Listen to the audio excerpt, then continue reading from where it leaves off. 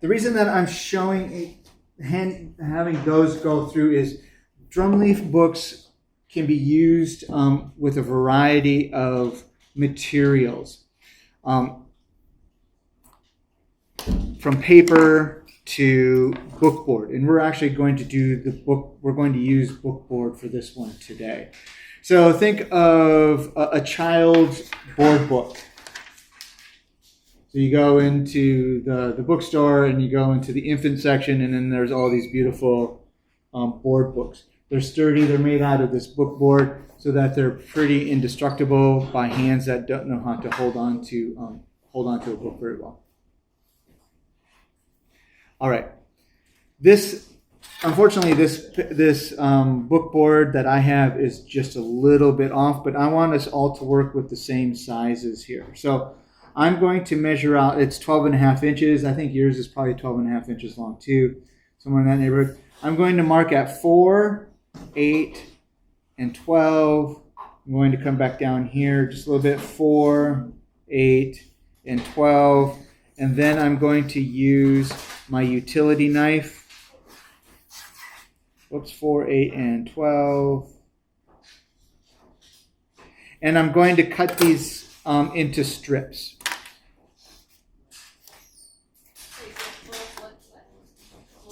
Four, 8, and 12, so that they're 4 inch tall, 4 inches tall. So this is 4 inches, this is 8 inches, and 12 inches. You'll notice that there is a little bit left on the end that needs to be cut off. I'm actually going to cut that thinnest part off first, just so that it's a little easier to handle as I'm holding on to everything. I'm also going to use my utility knife this time, so I'm just going to pull that out. Remember, on these, we end up, we score it, and then we do a number of light cuts.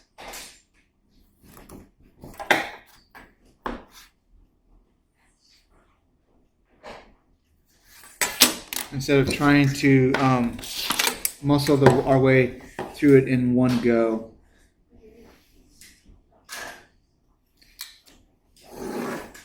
So once you get that first score, and that with the utility knife, it cuts through a little faster. So I think this was just my 3rd or 4th cut, and then I cut it through. Now I'll line up the rest of my marks here. For some reason, my marks don't look like they're quite right.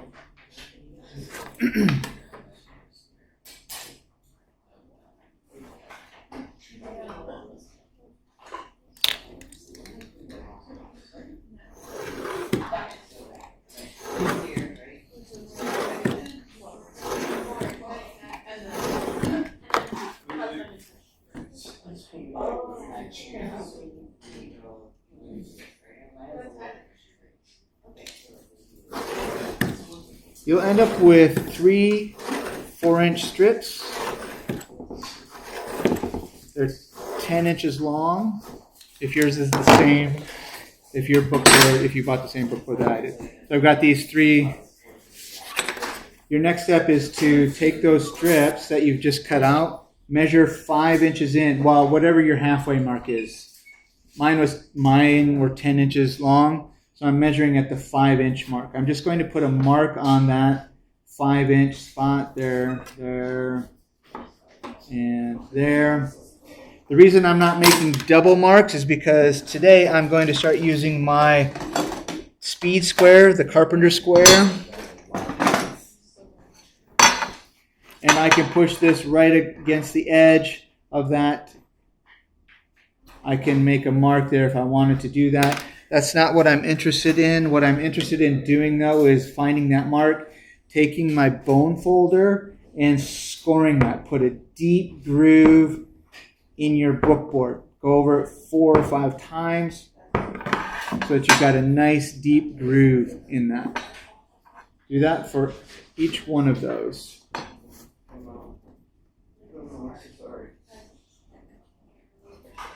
So what I love about this T-square right here is it has this lip on it. So I can put it right to the edge of my bookboard. I can hold them together tight this way with one hand.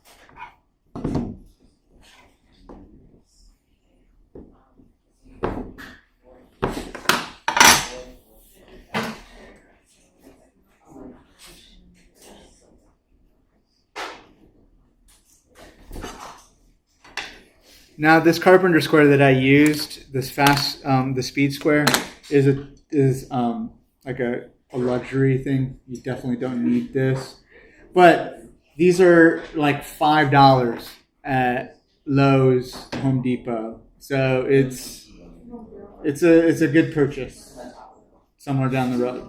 Make sure that when you do, like I have this one, and then I have another one here. This one is nice for long runs, but it doesn't have any lip on it. So it doesn't do me like it. It helps me if I needed to square something up, I could draw my lines on it. But it doesn't give me the leverage that I want when I cut something. All right. You've scored your line right down the middle of these sheets. This is a fold line. I have a book somewhere around here that I was going to show you. I cut it, trimmed it down to show you what this looks like. When you fold this, you fold towards your score. Just very carefully.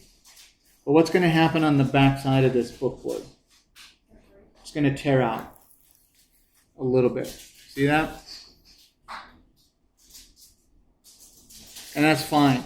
But I'm going to push these now. When I do this, it wasn't a perfect fold, so I'm going to push these corners out to meet each other like that. You don't want them to come apart. That inside score is still bending, and that's our hinge. We're going to put some glue on this to reinforce it so we won't have to worry about it. Do that to each one of those. You just carefully bend it.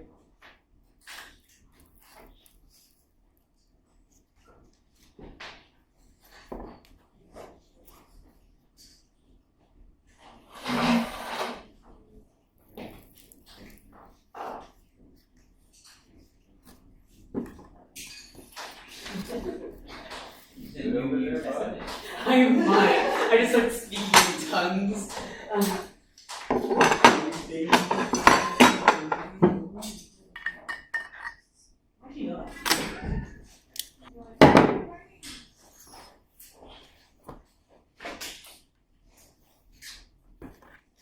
Drumleaf books, especially these board books, are super easy to assemble. Just take your brush.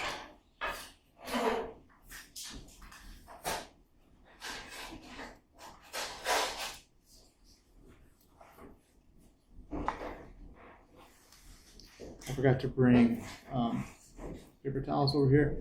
You line up your edges.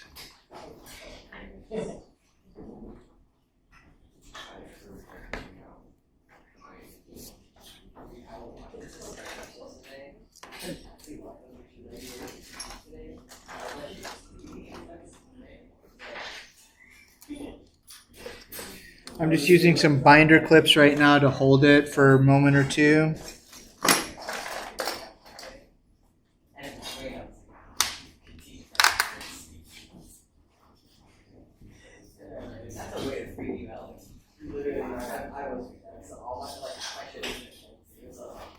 Dude, look at it like you're a small little purple. I mean, I would show it to you guys if it wasn't big.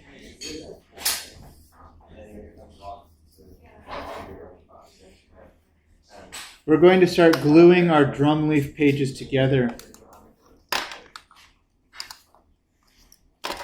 And because this is bookboard, it soaks the glue up pretty quickly, so you don't have to let it sit there for very long.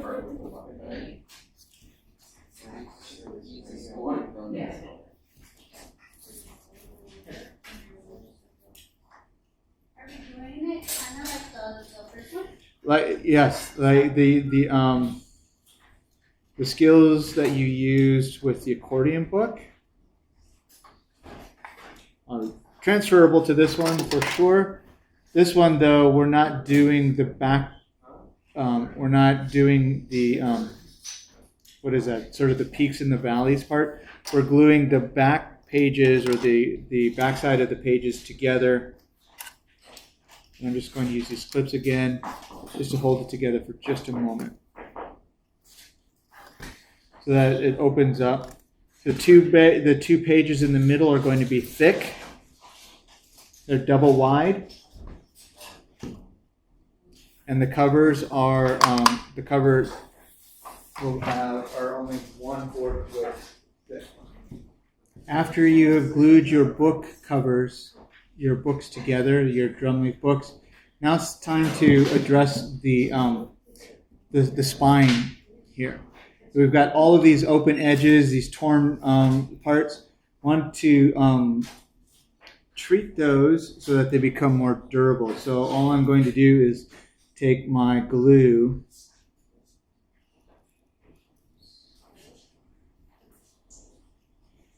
notice I'm just trying to fill in those spaces. This glue will soak through those fibers.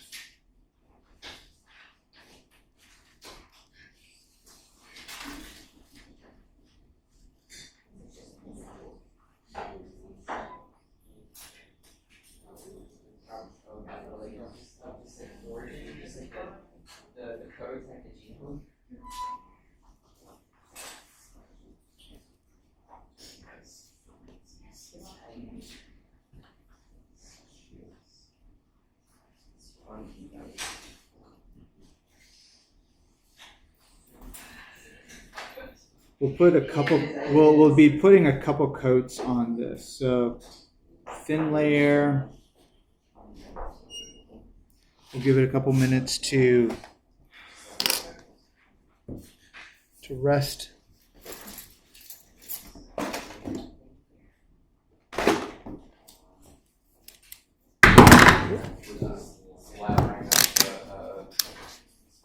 Yeah, just give it a good layer.